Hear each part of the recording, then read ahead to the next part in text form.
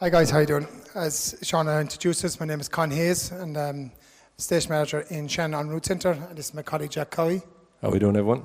So we are not HR, we're not corporate, we're just two guys here to talk about the job and what we do. So don't expect a polished performance by any shape or means, because that's not who we are. This is, people talk about pressure in the job and one thing or not. There's no pressure in our job, only doing these kind of stand-up things. It's our second time ever doing it, so please bear with us. So we are looking for people to become air traffic controllers, and we're going to talk about how you apply and mainly the misconceptions that go along with the job. So from a requirement point of view, as it says here, if you have an interest in aviation, if you have a background in aviation even, or completed third level education in any way, shape or form, higher level maths, age 21 and 25, if you answer yes to any of these previous questions, we want you. And guess what, guys? If you're like Jack Cowhey and myself, and you answer no to any of these questions, or even no to all of these questions, we still want you. And that's the reality of the job. The misconceptions are killing us. So if we go back to it, Jack, what's your interest in aviation? I have zero interest in airplanes till I started working outside. No interest at all in aviation. I came from a background of, I was working in a call centre before I started out there. Nothing at all to do with aviation. Never liked planes. Only when I'm getting on to come my holidays. So don't leave that put you off. And like myself, I was 31 years of age before I started out in this career. My background is cattle, concrete, and small bay technician work. So your background, what you've done previously, it may not help you, but it's certainly no guarantee, and it's certainly nothing to put you off becoming a job. As I said, I was 31. Jack, you were 25? I was, just 25 when I started in the training school. So I did interviews last week, and we have a range of offers to people aged from 19 to 39 going out to start out a new career. So there's no age limit. You don't have to have higher level maths. What you do need is a H5 or greater in two subjects, or the equivalent of, if you're non-national, which is 2 C's in old money. A pass in maths, ordinary level is fine. A high level of proficiency in English, obviously, because English is the aviation language, lucky enough for us. And you have to be 19 to start the training, because to hold a physical license, you need to be 21 years of age or older. And I suppose from a requirement point of view, guys, it's all about aptitude. It's one of the jobs that is so based on aptitude. And, you know, a lot of people have an unhidden skill set that they don't realize, because presumptions, misconceptions, oh, I couldn't do this, I couldn't do that. Myself and Jack are nothing special, let me tell you, or far from it, in fact. We just happened to have an aptitude, and I stumbled across in the newspaper, as I said, 16 years ago now at this stage, and just applied. So please, if you're sitting down there and you're interested in aviation or interested in becoming a controller, and there's two types of interest. You have the guys who are interested in planes and all things aviation, or you have myself and Jack, who are very different. But our thing is instant gratification. Solving problems, doing it there, doing it then, and moving on. And it's one of the big things in our job is humility. If you do something that's not quite right, to realize it, accept it, and do something about it. Don't sit in your hands. Absolutely, and as Con said there, the aptitude side of it is the main thing, and a lot of people don't know they have the aptitude. So I'm a firm believer, if you have an interest or think you may have an interest in this, apply. The first stage is aptitude tests. Leave them tell you if you have the aptitude or not, and then go from there. So if you have any interest at all, and even don't doubt yourself, apply. Leave them tell you whether or not you have the aptitude. That's what they're paid for. There's two things this job's entail, lads. It's attitude and aptitude. Good attitude to work hard. And the training school is tough, I won't lie. The job itself is handy. There's no doubt about it. You're trained within into your life, but the job within is completely different, because you can mitigate against all the stress and anything that might come your way in the job because you have such an intense training program gone through. So it's attitude and aptitude. Again, back to the aptitude. You don't know if you have it. Some fellas can hurl, some fellas don't hurl snow off a rope. Some fellas can back an Arctic. Some people can do it no matter if they're there forever. There's different things that people are good at. So the misconceptions. So the very minute you say you're an air traffic controller, the presumption is you work in the tower. Myself and Jack don't work in the tower at all. We work in the en route centre, which is based near Shannon. So you have two types of controllers. You have your tower controllers in Dublin, Shannon and Cork airports, and then you got us guys, the en route guys. So we're the en route, which is about 160 controllers with us, 95 or so in Dublin, 35 I'd say in Cork, and 25 in Shannon Airport. The other one, love planes, as we discussed already, unless Jack is going holidays. You work in Shannon, it must be very quiet. Are you quiet, Jack? No, it's not. Was it 90 to 95% of traffic that goes from Europe to the States, or vice versa, or the States to the Middle East, they all pass through Irish airspace. It's a big misconception that we're an air traffic controller in Shannon. It's like, sure, Shannon's dead. There's no planes going in out of Shannon. 90% of the planes I talked in a day aren't landing in Ireland at all. They're transiting through. That's where we make all our money, the en route charges. And it's just planes like from 3 o'clock in the morning, they start coming from the States. And then at 9, 10 o'clock in the morning, they start coming back from Europe and going back the other way again. And it's always busy. Yeah, and you couple that in with your traffic going from Scandinavia to the Canaries and vice versa, from out of Scotland and northern English cities, the Liverpools, the Manchester, so on and so forth, your France, your Portugal, Spains. That counts in for about 1,800 aircraft a day that we handle in the en route centre in Shannon. So it's not tiddlywinks. Stressful? I don't think it's stressful, Jack, do you? No, as you said, you're trained to such a high level that the only stress you encounter is really minute, acute stress. So it's the equivalent to, like I'm sure here today, that lady was stressed out when the first person was coming up to talk for a short amount of time. She got it all sorted and everyone's happy. It's the same in our job. Everyone thinks you're stressed out all day long. It's small bursts. You're busy for a few minutes, your head's going 90, you sort it all out, and then you're quiet. And when I finish work, I put my headset in my locker and I go home. And I don't think about work again till I come back again the next day. There's no taking calls in the evening, there's no answering emails, there's no anything. Once I plug out and leave the centre, I don't have to think about anything I've been doing that day or anything I'm doing tomorrow. It's all very there and now.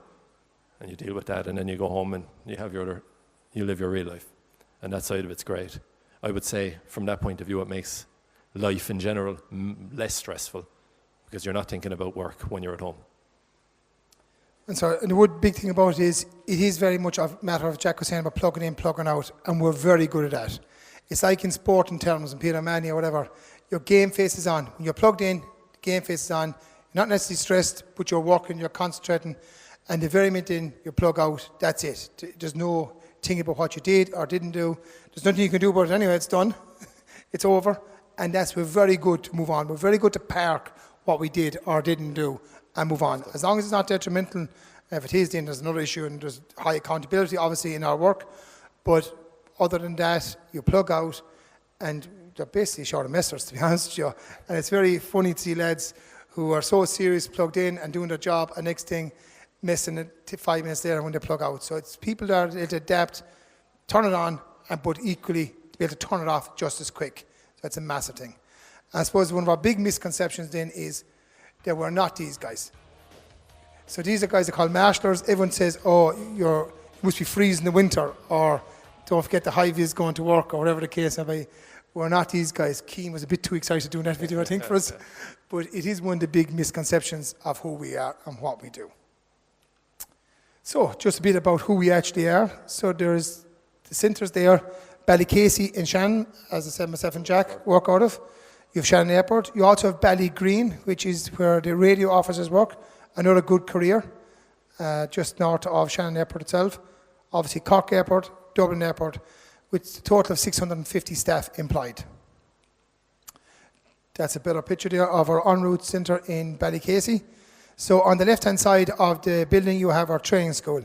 So that's entirely designated to our training, which is all year round. So whether it be new students or continuous training for ourselves, there's constant training on there.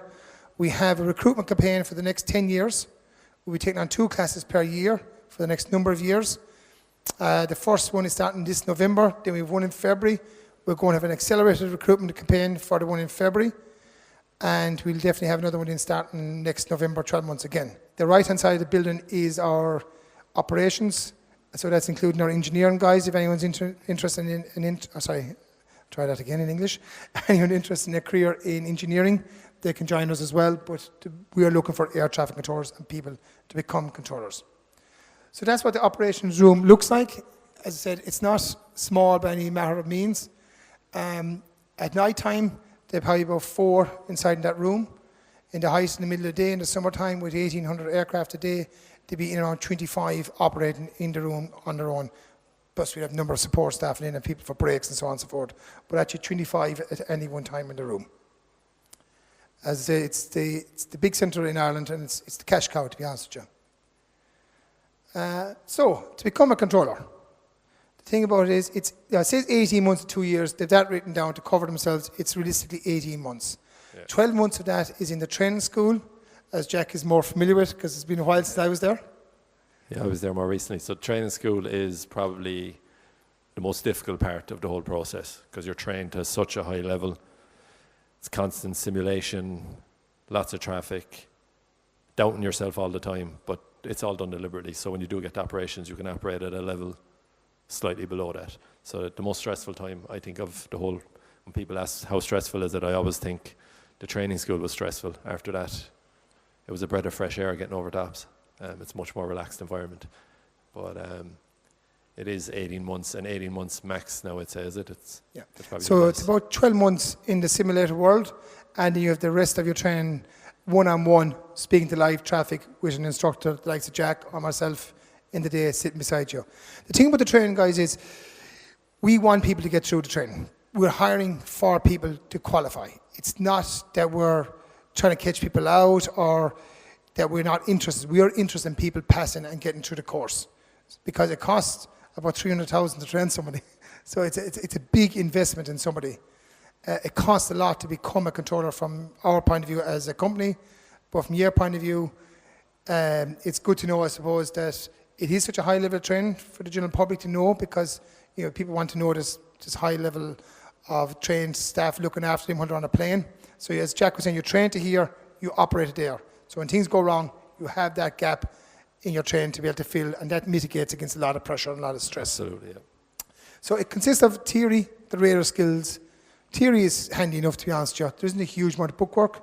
The main thing is the radar skills in the simulator world, and then the on-the-job training. It all takes part in Ballycasey Shannon. 12 months for that anyway, at least. If you are deployed to Dublin, the remaining 6 months will be on in Dublin. So, the important bit, what's in it for you? So, they asked between that line to start, and an opportunity to work in the industry, very few have a chance to do it. But the reality is, down to brass tacks, it's 368 euros a week while you train. So that's an allowance that's given to you, so you don't pay for training, you're paid an allowance. I suppose that's to attract a lot of people into it that might have financial responsibilities. I understand that it mightn't go all the way, but this will help rather than have to pay to go train. For students, it's great that they're getting paid. And then after your year and a half, if you're successful, and approximately 75% of people are successful.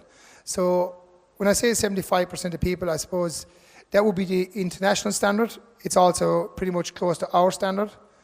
And half of those people probably didn't put in quite the effort they should have. And then the other half, unfortunately, just come up a small bit short. And look, it's not for everyone. The training is tough, as Jack and myself have said already. But once you get past the training and get out on the job training part of it and get out on the floor, it's a great career. Attractive salary, it's actually probably going up as we speak by January. So you're looking at starting at 70,000 euros a year after a year and a half training. And in, I'd say, 5 years, it'll be more than 100,000 now at this stage, and you will reach 150,000 plus. And that's obviously salary, which includes your shift allowance included in that. You also get 34 days leave a year plus your bank holidays, which is a lot more than your standard or industry standard anyway. Any questions on that part, on the salary, on the training, of what it entails? Good. So from an application point of view, this is the thing. Now it says express your interest to scp@airnav.ie, which you can. We also have QR codes here. I think we have them here. Jack, we'll hand them out to anyone who wants them. I have some in my pocket here, yeah. Yeah, and the business cards here with the QR codes that you can apply directly. Sorry? I said we can leave some by the door. Yeah, we'll leave them there by the door for people on the way out. So once you apply, they will get back in contact with you. They are getting back to contact now because I said we have an accelerated recruitment for February and then every year after that. There is a written test initially. It's not too difficult, but the aptitude test, guys, is where that's the tough one. That's where it's difficult to get in, I'll be honest with you. It's tough to get past it. It gives us a good basis as to whether or not a person is suitable for the program. But that being said, international standards around 75% of people still pass with 25% failure rate. Feast and Feast 2 is what I would suggest for everyone to do through the Eurocontrol website. It'll give you a good indication of how you are. It'll also make you familiar with how questions are presented, and it does definitely speed up, and I guess the cog's going. After that, then it's a group interview, and it's a final interview with the likes of myself, followed by medical. It's a Class 3 medical, so it's not quite a pilot medical, it's a Class 3. There's more information on the QR codes on our website, Instagram and Twitter, LinkedIn. And any more questions, lads?